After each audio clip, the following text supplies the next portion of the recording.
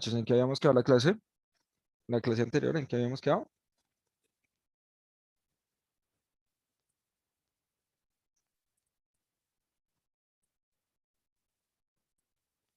Creo que estaba leyendo el libro. No te entiendo, Sofi. Profe, que estábamos leyendo el libro Brave New World. Brave New World, ¿lo terminaron de leer o lo seguimos leyendo? ¿En qué habíamos quedado? A ver, me acuerdo. Ah, bueno, creo que yo dejé ahí el separador en el texto. Pero en un momento, acá lo tengo a mi lado.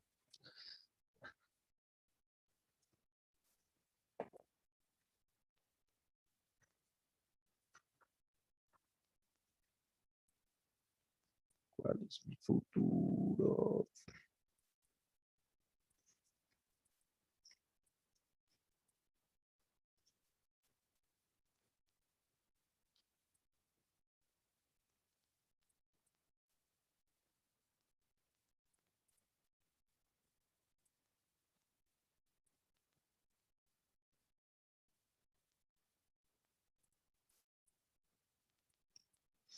Mm, Estoy buscando el fragmento, un momento.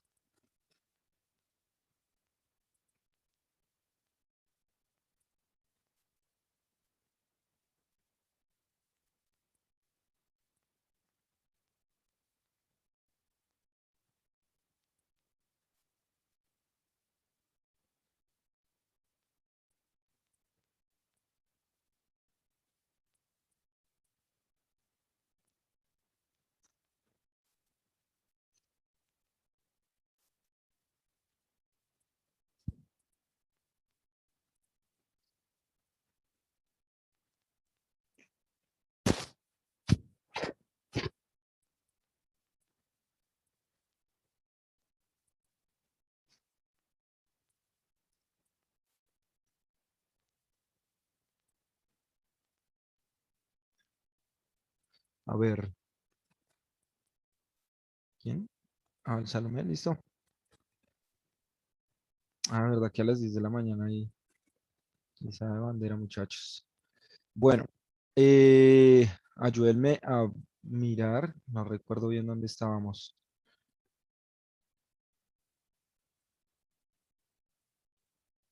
Sí, ter- eh, terminamos.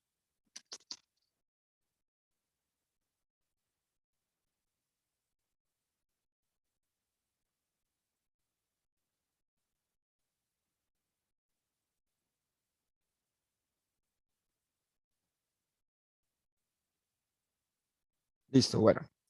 Eh, Ahí estaban hablando un poco sobre cómo en algunas regiones, ¿cierto? Como en Singapur, en ciertas zonas de Europa, se generaban una mayor producción de humanos, ¿listo? Entonces, a ver, ¿dónde está esta parte en mi libro, en mi texto?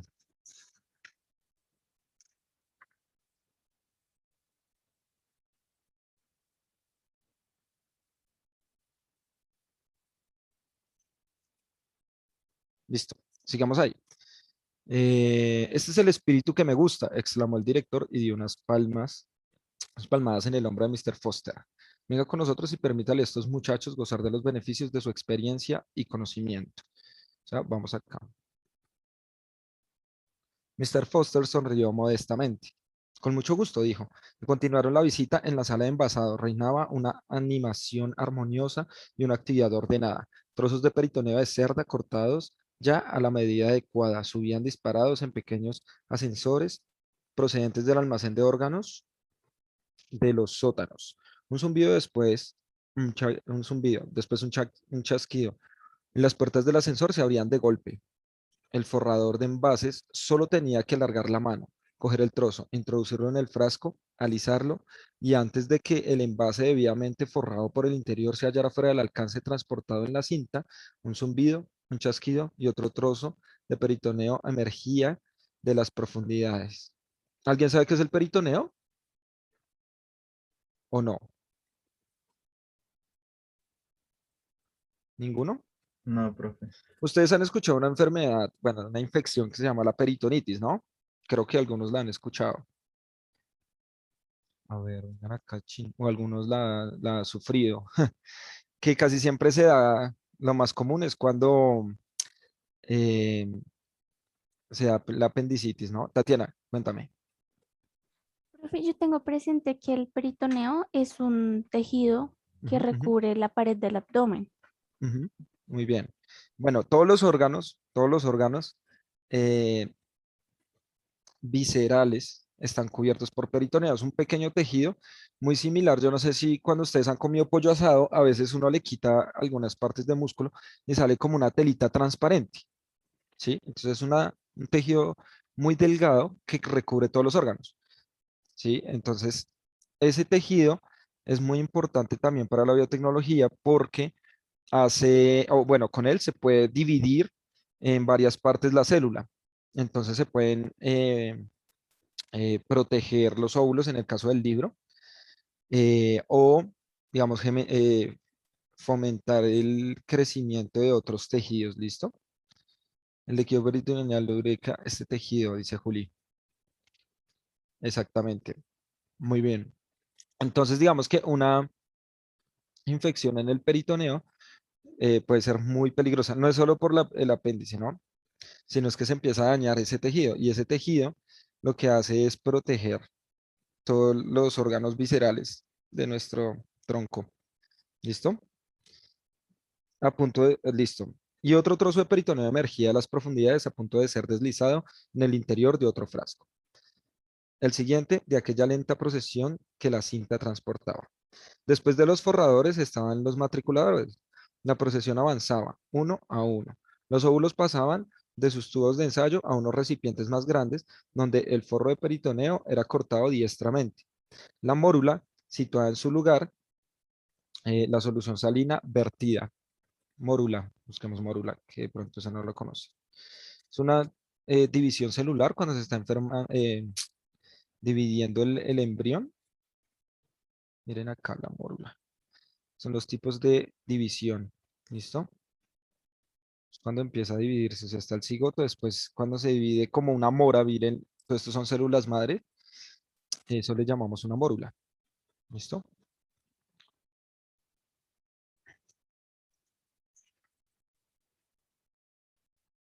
A ver, sigamos acá.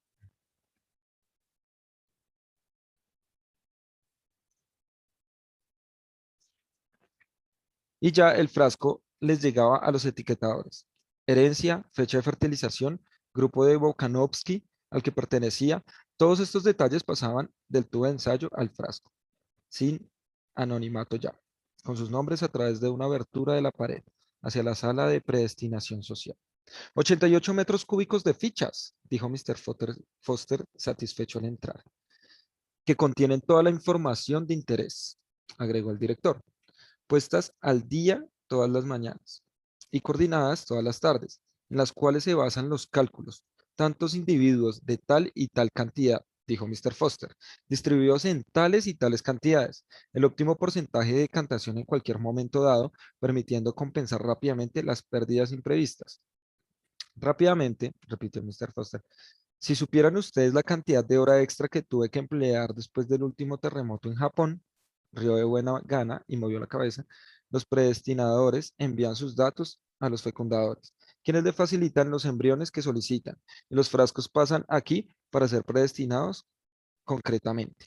Después vuelven a ser enviados al almacén de embriones, a donde nos disponemos a entrar ahora. Y abriendo una puerta, Mr. Foster inició la marcha hacia una escalera que descendía al sótano. La temperatura seguía siendo tropical. El grupo se adentró en un ambiente iluminado por una luz crepuscular. Dos puertas y un pasadizo con un doble recodo aseguraba que en el sótano no se produjeran infiltraciones de luz. Los embriones son como la película fotográfica, dijo Mr. Foster jocosamente al tiempo que empujaba la segunda puerta. Solo soportan la luz roja y, en efecto, la bochornosa oscuridad en medio de la cual los estudiantes le seguían ahora era visible y escarlata como la oscuridad que se divisa en los ojos cerrados de una tarde veraniega. Los voluminosos estantes laterales, con sus hileras interminables de botellas, brillaban como cuajados de rubíes. Y entre los rubíes se movían los espectros rojos de muebles y de mujeres y hombres con los ojos purpúreos y todos los síntomas del lupus. ¿Saben qué es el lupus? Una enfermedad en la piel. Una enfermedad del sistema autoinmune. Se refleja mucho en la piel, la verdad. En la piel se reflejan los cachetes con unas manchas rojas, pero es una enfermedad que intenta destruir los órganos internos, ¿no? O sea, los propios glóbulos blancos no reconocen ni los pulmones, ni el corazón, ni los riñones, ni los órganos internos. Entonces, los glóbulos blancos intentan destruirlos. Es una enfermedad muy, muy peligrosa. ¿Listo? Muy bien. Ujú. Creo que vamos acá. Acá. El zumbido de la maquinaria llenaba débilmente los aires. Deles unas cuantas cifras, Mr. Foster, dijo el director, que parecía cansado de hablar. A Mr. Foster le encantó darles unas cifras.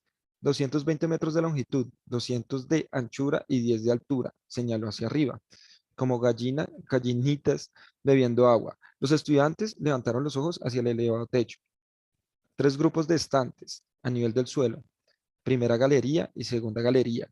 La telaraña metálica de las galerías se perdía a lo lejos en todas las direcciones, en la oscuridad.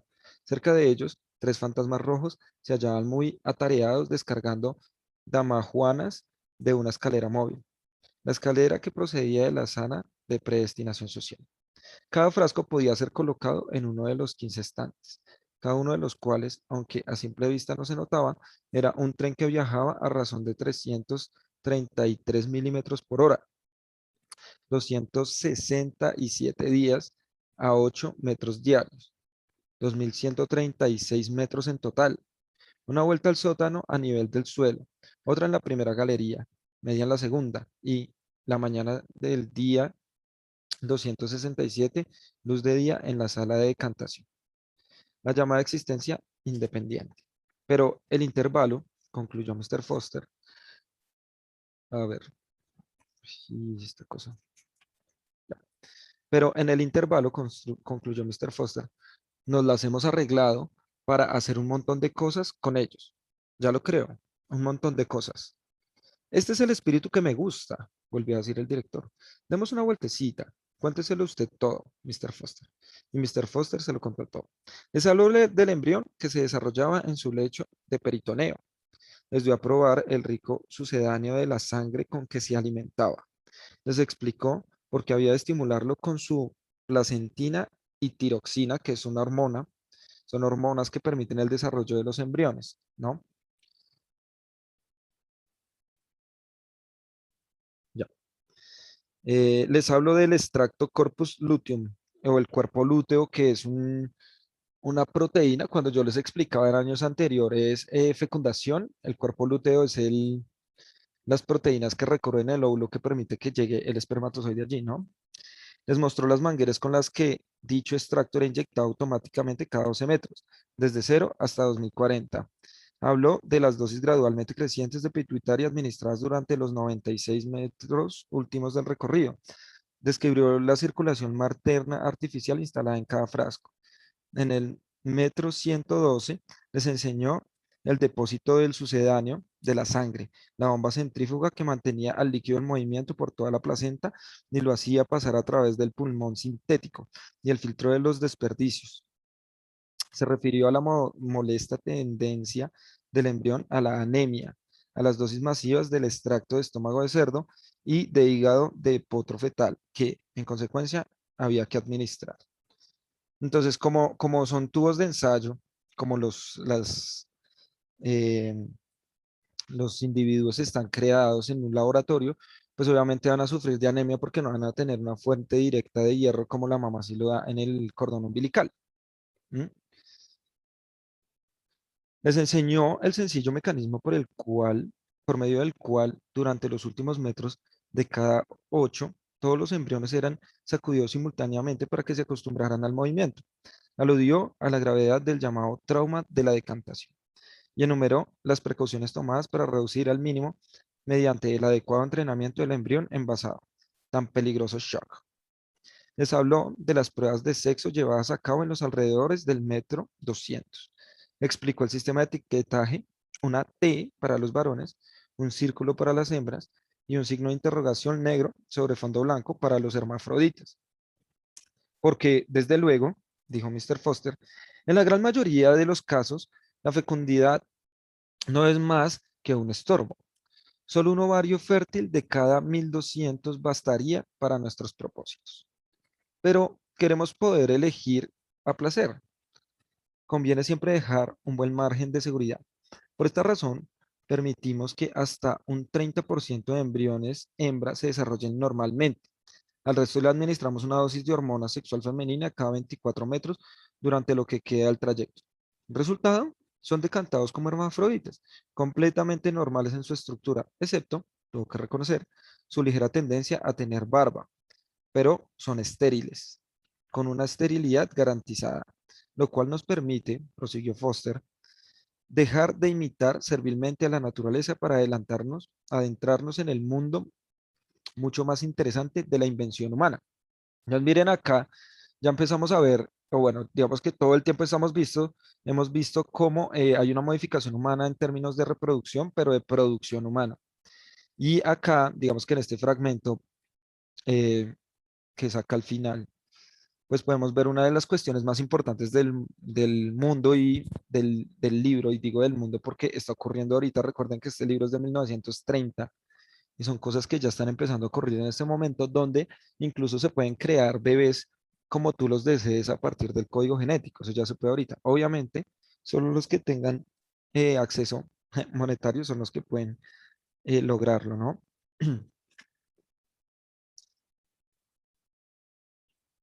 Listo.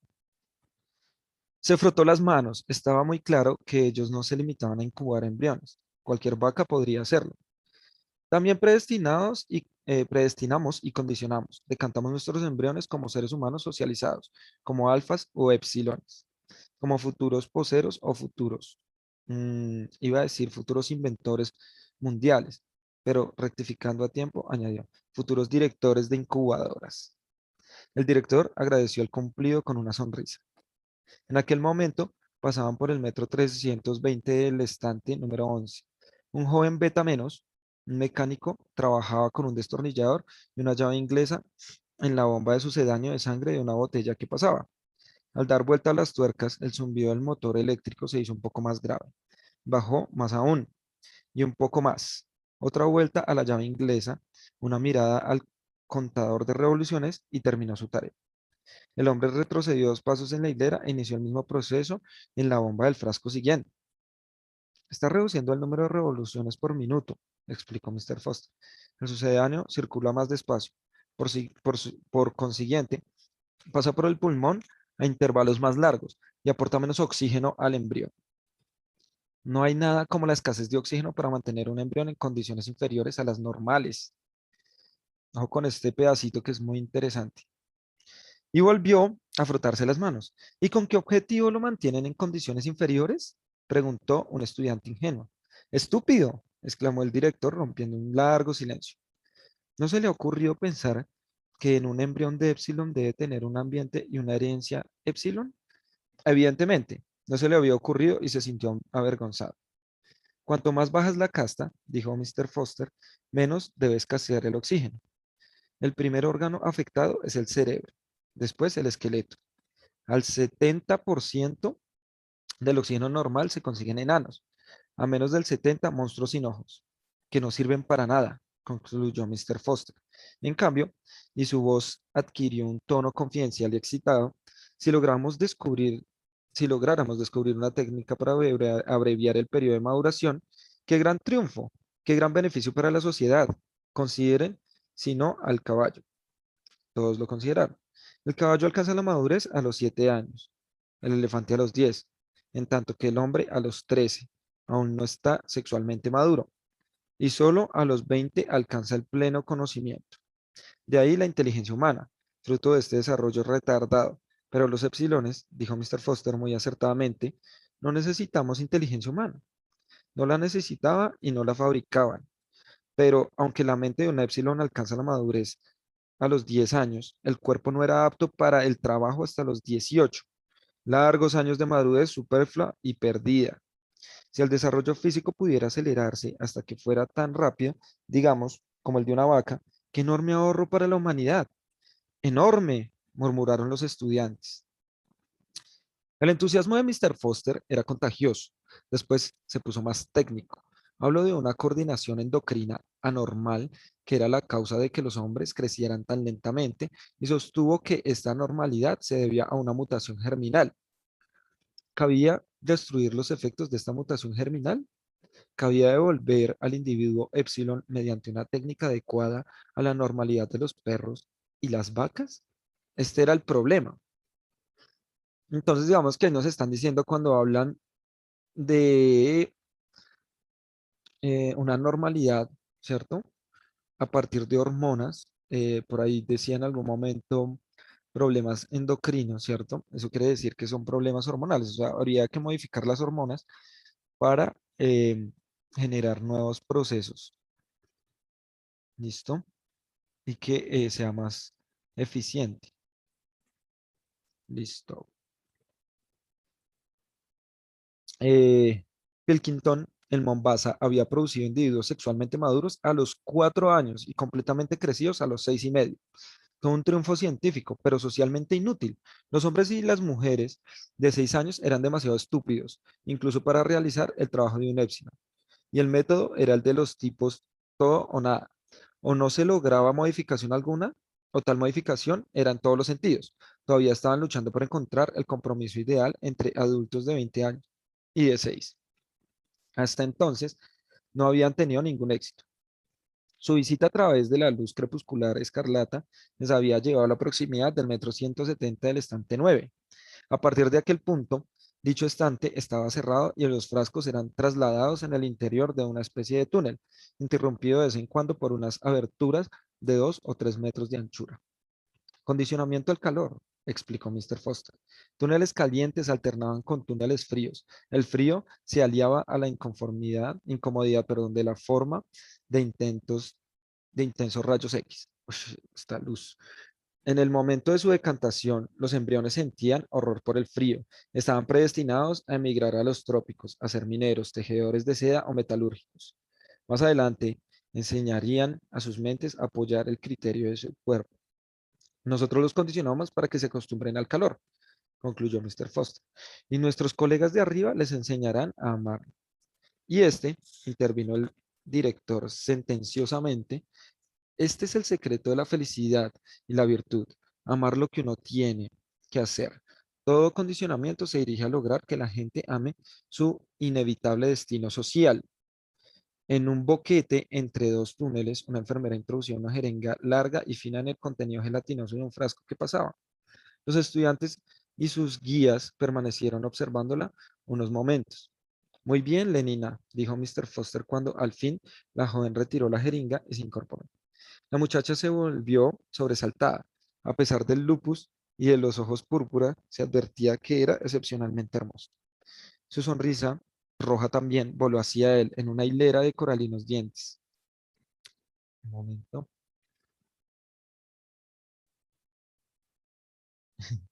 No entendí el comentario, Sofía. Ir al endocrino es chuzada fija. ¿Cómo así? Ah, endocrinólogo será. Claro, claro, porque son hormonas. Entonces, se aplican por vía sanguínea, ¿no? Listo. Su sonrisa roja también voló hacia él en una hilera de coralinos dientes. Encantadora, encantadora, murmuró el director. Y dándole una o dos palmaditas, recibió en correspondencia una sonrisa deferente. ¿Qué les da? Preguntó Mr. Foster, procurando adoptar un tono estrictamente profesional. Lo de siempre, el tifus y la enfermedad del sueño. Los trabajadores del